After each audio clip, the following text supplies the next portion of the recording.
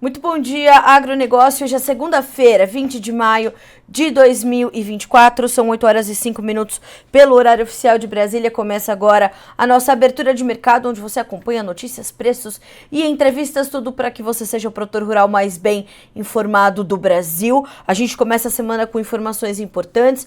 Morreu o presidente do Irã em um acidente de helicóptero. Nós vamos já detalhar um pouco mais dessa informação. As chuvas intensas chegam a Santa Catarina e mais de 800 pessoas já tiveram de deixar as suas casas e o número de pessoas afetadas e os óbitos continuam subindo no Rio Grande do Sul em função das enchentes. Nós vamos ainda trazer as informações que foram coletadas durante o primeiro Agro em Debate, um evento realizado em Goiás neste último sábado, onde se tratou ali da reestruturação financeira do agronegócio. Vamos já dar mais detalhes sobre ele. Enfim, informações importantes para você começar o seu dia. Afinal, aqui no Bom Dia Agronegócio você sabe antes e primeiro as informações que vão direcionar o seu dia e os seus negócios.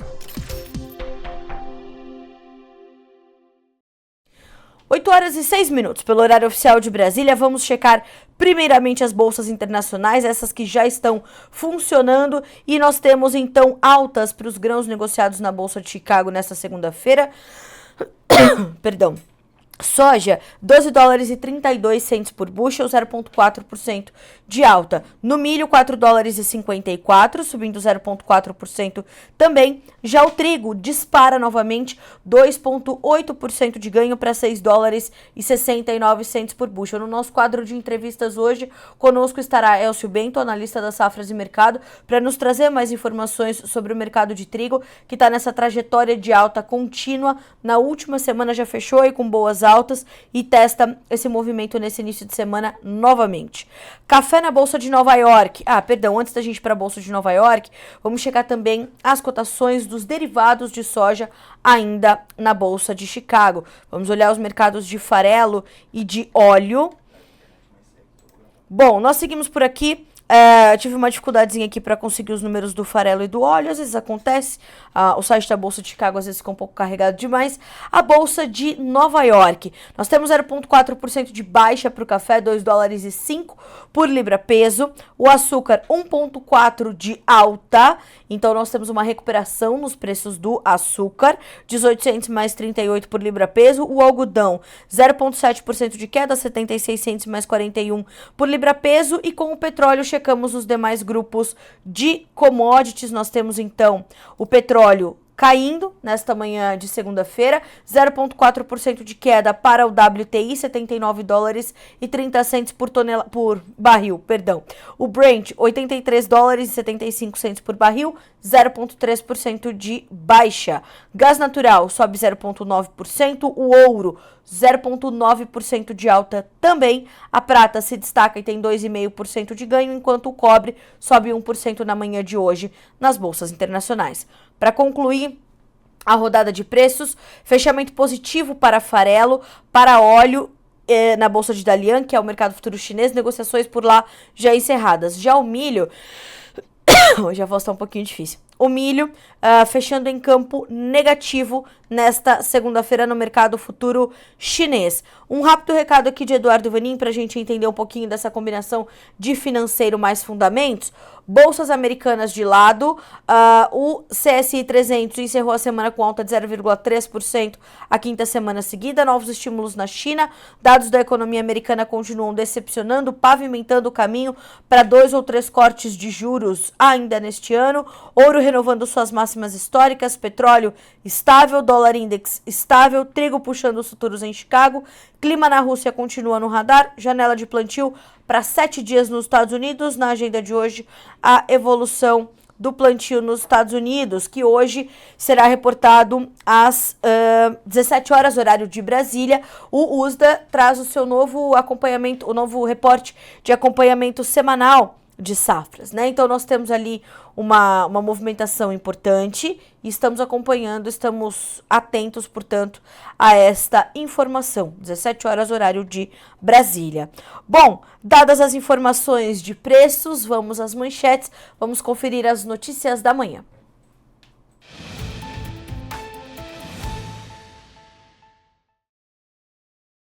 Bom, para começarmos, nós vamos falar então sobre as enchentes que agora afetam o estado de Santa Catarina. Mais de 800 pessoas já deixaram as suas casas e as informações dão conta de que nós temos então essas chuvas intensas alcançando o estado. Depois do Rio Grande do Sul, as chuvas já atingem o estado catarinense. Neste final de semana, 20 municípios já entraram em estado de alerta devido às inundações, segundo a Secretaria da Proteção e Defesa Civil do Estado. Mais de 800 pessoas estão desabrigadas ou desalojadas. Um relatório emitido pela Defesa Civil na tarde deste domingo apontou 614 moradores desabrigados. Deste total, 467 em Rio do Sul, 41 em Lontras, 40 em Presidente Prudente, 27 em Agronômica, 15 em São João Batista, 14 em Taió e 10 em Blumenau. Há ainda 274 pessoas desalojadas, principalmente nas cidades de Presidente Getúlio, Pouso Redondo e Taió, mas este número pode ainda aumentar. Em Rio do Sul, a cidade mais atingida, a prefeitura decretou situação de emergência depois que o nível do rio Itajaí Sul chegou aos 9,06 metros. Em 48 horas, choveu 217 milímetros, mais da metade da chuva prevista para todo o mês de maio. O município, no Vale do Itajaí, abriu 5 abrigos para atender os desalojados. Até o início da tarde, 467 desabrigados. A prefeitura pediu a atenção dos moradores devido ao alto risco de deslizamentos e, em caso de sinais como rachaduras no solo e trincas em paredes, a saída do imóvel seja imediata. Outras regiões do estado, como o Meio-Oeste, Planalto Sul, Litoral Sul e Grande Florianópolis, também tiveram chuvas intensas. O governador Jorginho Melo, do PL, determinou a ativação do Centro Integrado de Operações da Defesa Civil Estadual para monitorar o nível dos rios. A região sul do estado já havia sofrido com as chuvas intensas entre 11 e 13 de maio, segundo as informações dão conta, e voltou a ser atingida por novas tempestades. Ainda estão desalojadas 153 pessoas do último evento, deste evento climático, né? Que tivemos aí em 11 a 13 de maio, em São João do Sul e Passos de Torres. Então, ainda uma situação bastante delicada e se agravando no estado de Santa Catarina. O monitoramento da Defesa Civil é constante, né? E é preciso ser acompanhado. Você que está no estado, portanto, esteja atento a estas informações. É muito importante que você também ajude a disseminar informações para manter as pessoas em segurança, para manter as pessoas em alerta. 8 horas e 13 minutos pelo horário oficial de Brasília. Nós vamos agora falar um pouquinho sobre as chuvas no Rio Grande do Sul, né? Os números estão subindo, os números continuam, né, crescendo, e as enchentes no Rio Grande do Sul se elevaram neste domingo, dia 19, e o número de mortos subiu para 157, segundo a Defesa Civil do Estado. Além disso, 88 pessoas continuam desaparecidas e estima-se que 2,3 milhões de pessoas em 463 municípios tenham sido afetados pela catástrofe climática. O número de desalojados subiu para 581.663, com 76.950 em abrigos. Até o momento, 82.666 pessoas e 12.215 animais foram resgatados. Os resgates tiveram a participação de 27.716 pessoas, 21 aeronaves, 302 embarcações, 4.061 viaturas. 4 rios do estado do Rio Grande do Sul ainda estão com níveis acima da cota de inundação e há 85 trechos com bloqueios em rodovias federais e estaduais, que é o que mais, claro que tudo o que for tratado sem ser a tragédia humanitária que vive o Rio Grande do Sul, tudo isso, né, no paralelo também tem o seu peso. Então, a questão de infraestrutura do estado gaúcho, que tem ali toda o escoamento da sua produção comprometido e naturalmente o seu abastecimento também, é um número 1 de preocupações ali agora entre as autoridades, entre as associações de classe, como por exemplo o setor arrozeiro, que está lidando ali para tratar de combater fake news, combater esse caos que está instalado, por exemplo, no mercado de arroz, por conta dessa dificuldade de transporte de produto que há disponível, né? Então existe muito arroz no Brasil para ser distribuído, mas como? Com as estradas completamente interrompidas, então há essa preocupação. O aeroporto internacional, 85 trechos de rodovias estaduais ou federais estão bloqueados. O aeroporto internacional Salgado Filho permanece com operações suspensas, enquanto os aeroportos administrados pelo governo do estado e pela CCR operam normalmente. Mas também por quê? Porque estes aeroportos foram menos afetados. Embora tenham sido afetados, foram menos. O aeroporto Salgado Filho teve nível da água chegando até o 2º andar. É uma zona de guerra, o aeroporto Salgado Filho, nesse momento.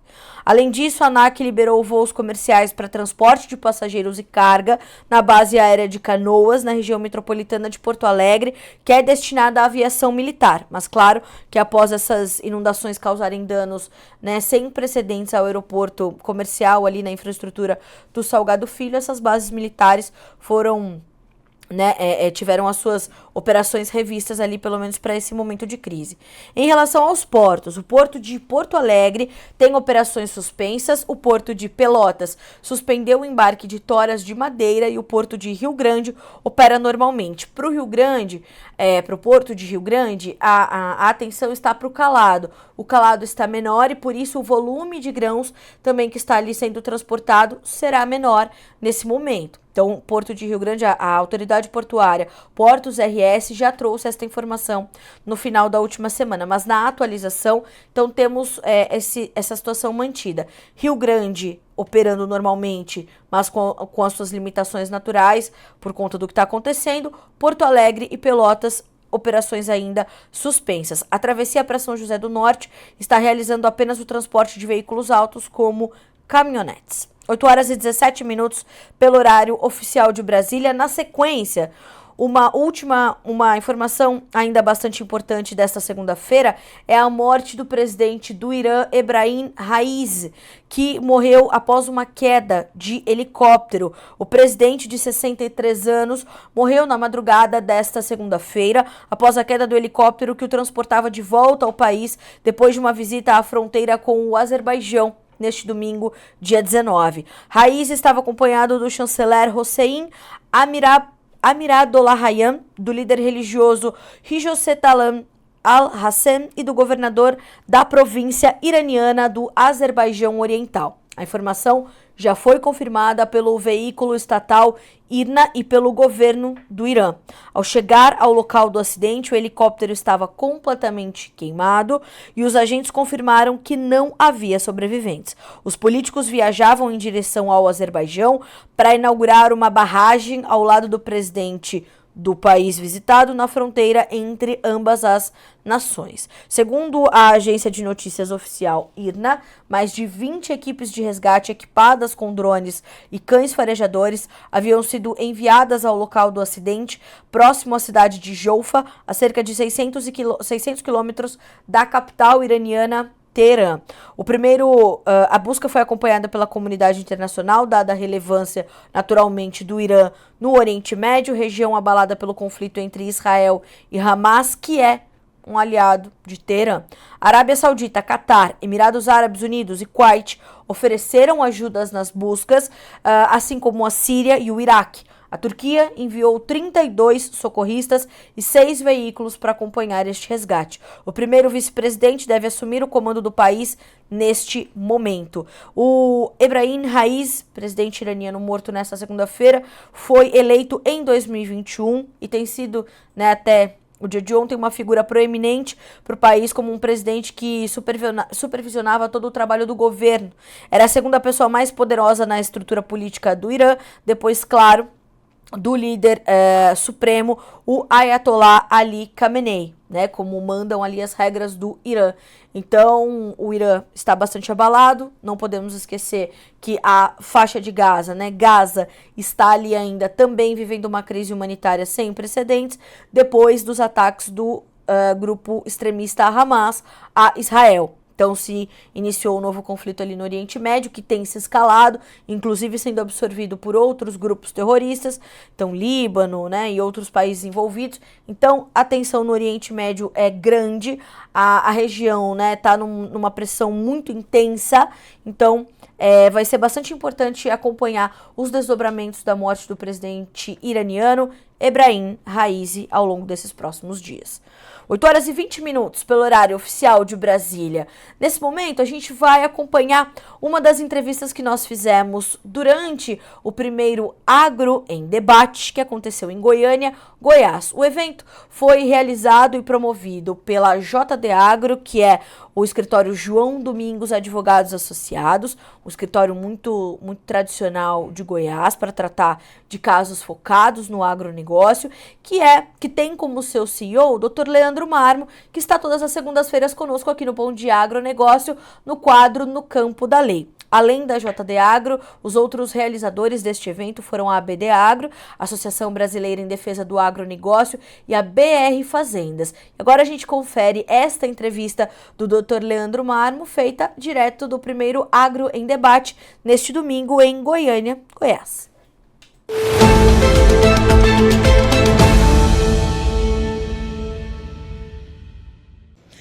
E aqui do primeiro Agro em Debate, que acontece em Goiânia, no estado de Goiás, a gente conversa com um dos idealizadores e realizadores desse evento, o Dr. Leandro Marmo, que é CEO do João Domingos, do escritório João Domingos Advogados Associados, e também apresentador do quadro No Campo da Lei, que todas as segundas-feiras vai ao ar no Bom Dia Agronegócio.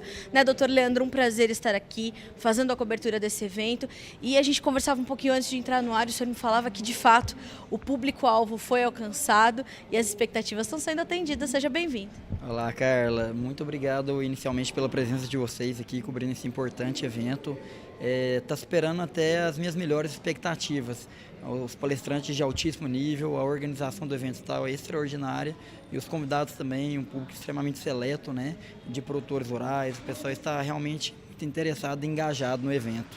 Doutor Leandro, quando nós conversávamos antes do evento, o senhor me dizia que justamente o objetivo era trazer essa visão 360 com profissionais de diversas áreas para amarrar essas soluções que o produtor precisa enxergar para acessar nesses períodos de maior vulnerabilidade. Isso está acontecendo?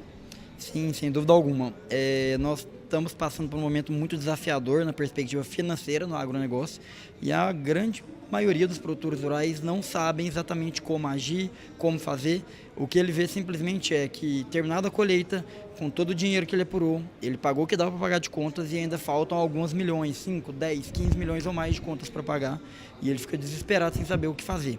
O objetivo desse evento é a gente trazer profissionais que envolvam ele vários pilares, gestão financeira, contábil, na perspectiva de pessoas, administrativa, que traga aí insights, informações que pode ajudar esse produtor que acha que só tem a saída A ou B para ele enxergar que tem a saída X, Y ou Z, que pode auxiliar ele a conseguir lidar com todo esse cenário, né? E com isso continuar atuando aí na atividade rural. Doutor Leandro, praticamente todos os palestrantes, os especialistas que falaram, citaram a questão da gestão, que é preciso otimizar essa gestão dentro da propriedade, fora da propriedade, é preciso focar nisso nessas próximas temporadas. O senhor vê esse como um desafio, como um dos maiores aí das próximas temporadas, dos próximos anos para o agro brasileiro? Com toda certeza. De algumas décadas a gente tinha muito aquela atividade agropecuária numa perspectiva mais extrativista, mais de se extrair e, vamos dizer, de pouco investir. Nas últimas décadas o produtor começou a investir cada vez mais, mas agora o mercado está pressionando muito, né? O mercado está pressionando muito o quê? As margens. E com essa pressão toda, exige muito mais o produtor rural para que ele consiga alcançar a rentabilidade dentro da atividade rural. Aquela forma de antigamente, de às vezes tocar ali a atividade de uma forma não tão eficiente e ainda assim ganhar dinheiro, isso não existe mais, né? É necessário não só trabalhar duro, mas trabalhar de forma inteligente também. Doutor Leandro, também o mote central desse evento foi a reestruturação financeira do setor e muito se falou da ferramenta da recuperação judicial. O senhor acha que esse público que sai daqui está já enxergando as duas coisas, tanto a reestruturação financeira como a recuperação judicial, de formas diferentes e complementares? Sim, porque quando você passa por uma ferramenta jurídica, como a recuperação judicial, que ajuda esse produtor que está sem liquidez, não está conseguindo honrar com suas dívidas, até um prazo de carência, até um reparcelamento, uma extensão do prazo de pagamento, um deságio sobre aquilo dali, é importante ele compreender que isso não é suficiente para ele se manter na atividade. Ele precisa repensar o negócio dele, tornar mais eficiente, para que ele consiga ainda assim honrar com todas essas obrigações. Agora, doutor Leandro, as expectativas aqui estão sendo superadas, até as melhores, mas em agosto já tem novidade da JD Agro. Me parece que as proporções vão aumentar também. Meu amigo produtor rural, dia 7 de agosto nós teremos um evento incrível no Centro Convenções de Goiânia, no maior auditório que nós temos disponíveis aqui em Goiânia, com capacidade para receber mais de 2.000 produtores rurais. Nós traremos aqui o grande ministro Paulo Guedes para estar tratando sobre as perspectivas econômicas no agronegócio para 2024 e 2025 e nós queremos contar aí com a presença de todos vocês. Bom, a gente já está aqui preparando todas as datas marcadas na agenda, então você que está nos acompanhando, não só checando essas informações que acontecem na primeira edição do primeiro Agro em Debate, mas também já deixando na sua agenda reservado dia 7 de agosto para continuar se mantendo bem informado e tomar decisões cada vez mais assertivas. Doutor Leandro, muito obrigada mais uma vez pelo privilégio da cobertura que tivemos e expandir as informações que aqui foram debatidas. Obrigada. Obrigado, muito obrigado, Carlos, eu que agradeço. Notícias agrícolas direto de Goiânia, Goiás, do primeiro Agro em Debate.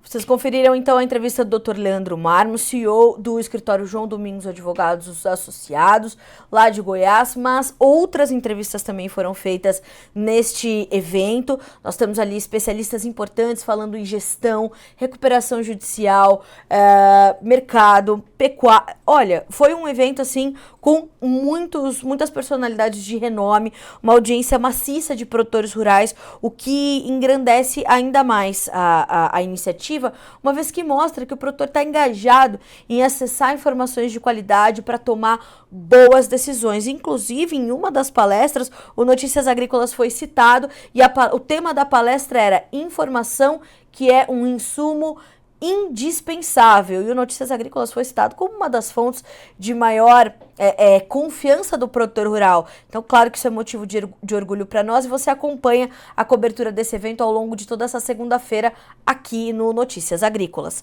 8 horas e 27 minutos pelo horário oficial de Brasília, dando sequência às nossas informações, agora falando um pouco sobre o mercado do milho, uma vez que as informações que partem do CPEA nesta segunda-feira mostram que uma retração vendedora por parte dos produtores brasileiros nesse momento tem trazido certa sustentação aos preços. Veja só, produtores seguem atentos ao campo e aos possíveis impactos do clima sobre a produção de milho, enquanto as enchentes prejudicam lavouras no Rio Grande do Sul. O tempo quente e seco no Paraná, São Paulo e sul de Mato Grosso do Sul preocupam agricultores. E conversando com o vice-presidente da ProSoja Goiás, Bartolomeu Braz Pereira, também neste final de semana lá no estado goiano, ele nos deu uma entrevista também falando sobre isso, falando sobre essas preocupações em relação a uma segunda safra que deverá ser menor de milho também no estado de Goiás.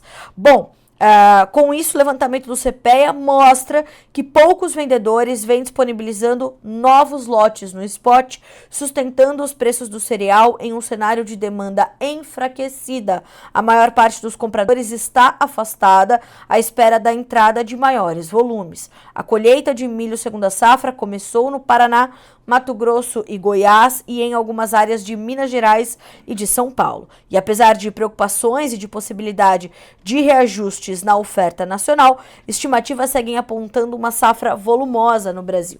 Mas apesar dessa safra volumosa, o que pode deixar o nosso milho mais competitivo um pouco mais adiante, neste momento a competitividade do nosso milho frente a outras origens fornecedoras, ela é menor. Por isso essa demanda pelo nosso milho também está um pouco mais contida nesse momento, o que vai deixar essa né, esse mercado um pouco mais esvaziado de novos negócios. Então, o que tende a acontecer, né, uma melhora das nossas exportações no segundo semestre, né, é natural que isso aconteça quando os portos vão ali deixando um pouco mais de espaço para o milho, tirando um pouquinho do espaço da soja, o que neste momento ainda não está acontecendo. Então é um cenário importante de se monitorar este cenário dos portos e como os programas de exportação vão se comportar, como deverá se comportar a nossa competitividade, isso vai ser determinante e fundamental, e claro, olhar o tamanho dessa segunda safra quando ela for se concluindo e der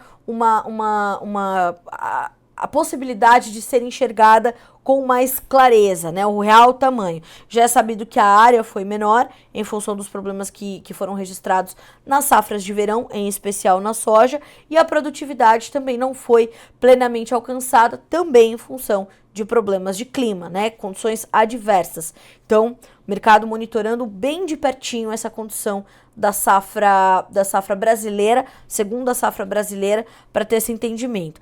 No mercado internacional, os olhos estão voltados para o plantio norte-americano.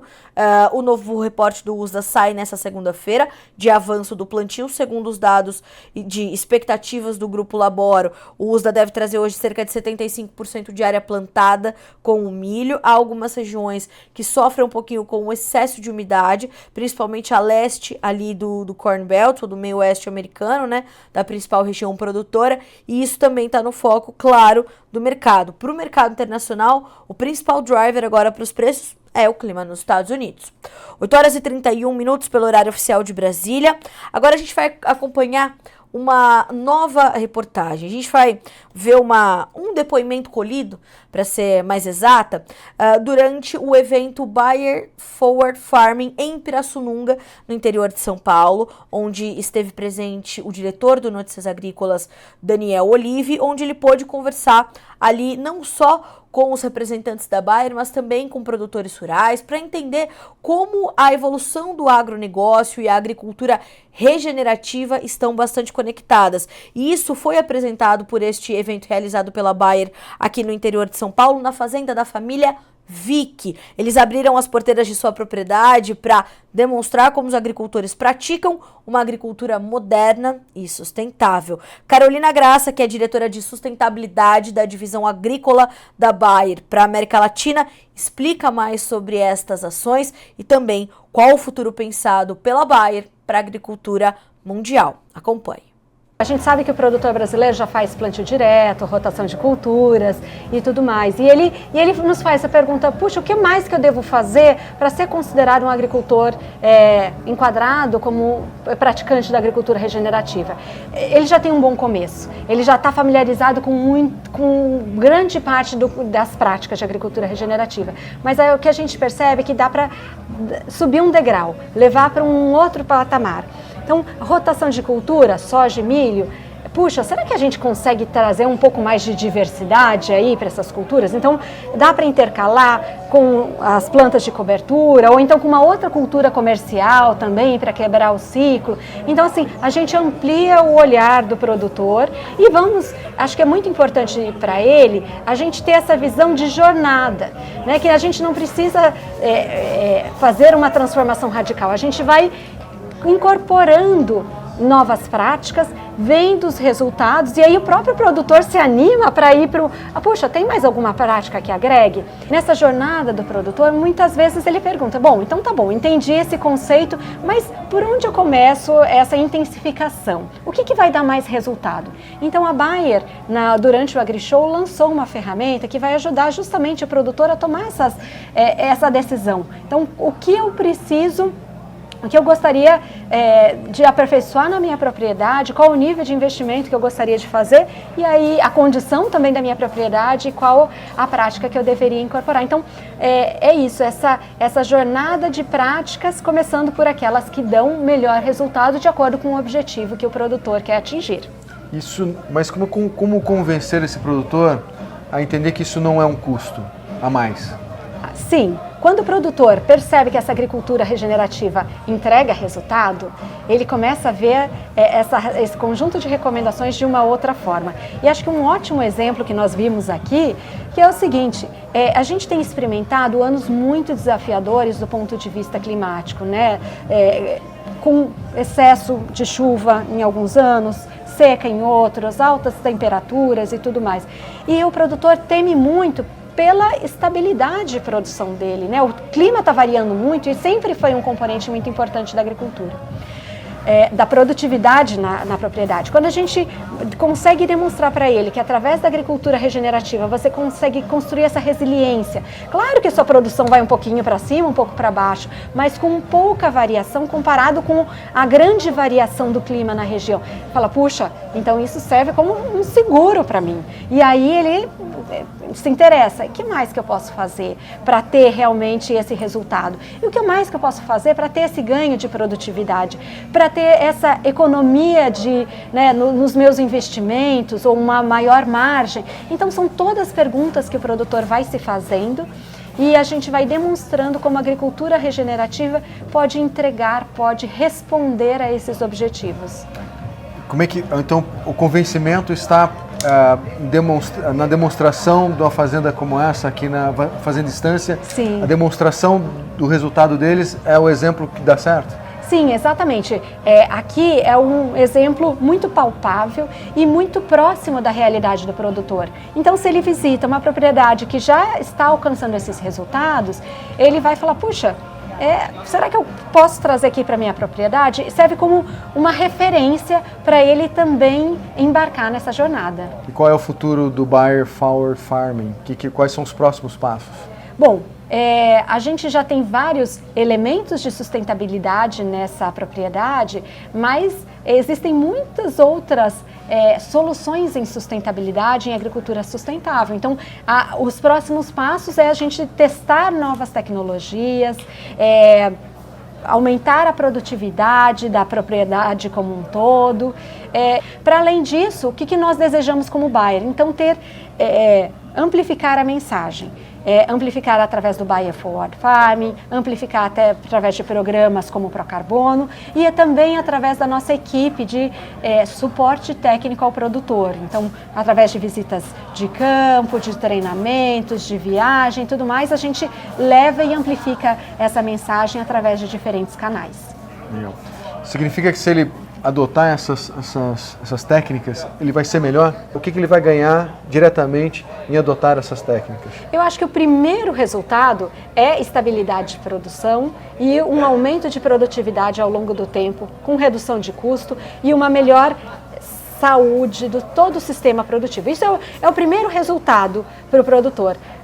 A médio prazo, vamos dizer que nós temos também toda essa questão reputacional, o produtor ter dados sobre a sua propriedade para demonstrar que realmente está conduzindo a melhor agricultura que ele pode para aquela determinada área. Então esse é um outro ganho para o produtor. Um pouco mais a longo prazo, e espero que não seja tão longo prazo assim, ter o reconhecimento por todo esse trabalho, por essa construção. Então a gente tem, no curto prazo, ganhos dentro da propriedade, com o que ele já faz hoje, e caminhando para o futuro, o que nós chamamos de novas receitas para o produtor, ampliando aí as fontes de receita, seja através de um crédito de carbono, seja através de um prêmio sobre a produção dele e outras possibilidades que vão se abrir para esse produtor.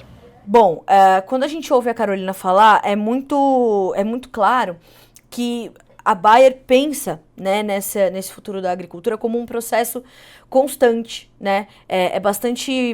Fica bastante transparente na fala dela isso, né? E mais do que isso, como é importante entendermos a agricultura como um processo dinâmico e em constante transformação. Então, esse conjunto de boas práticas, essa transformação da propriedade em um ambiente, né, que seja sustentável de todas as esferas, é determinante para que isso que é pensado possa ser implementado e trazer resultados efetivos, né? Ver a teoria se transformar na prática eficiente. Isso é determinante. Ao longo de toda essa semana nós teremos mais depoimentos colhidos lá em Pirassununga, São Paulo, na fazenda da família Vick, no projeto Bayer Ford Farm. Então você vai acompanhar tudo aqui no Bom Dia Agronegócio. 8 horas e 39 minutos pelo horário oficial de Brasília. Dadas as nossas informações, nós vamos lembrá-los que nós tivemos um problema técnico de conexões aqui na nossa região, por isso não conseguimos fazer a entrevista com o Elcio Bento, analista da Safras e Mercado, para falarmos sobre o mercado de trigo, que aconteceria nesta segunda-feira esta entrevista. Mas a faremos ainda nesta semana, já está sendo reagendada a entrevista com o Elcio Bento e vocês ainda terão análise desse grande especialista ao longo dessa semana também aqui na nossa abertura de mercado, aqui no Bom Dia Agronegócio. Eu lhe desejo uma ótima segunda-feira, uma ótima semana de bons negócios. Nos vemos amanhã. Até mais.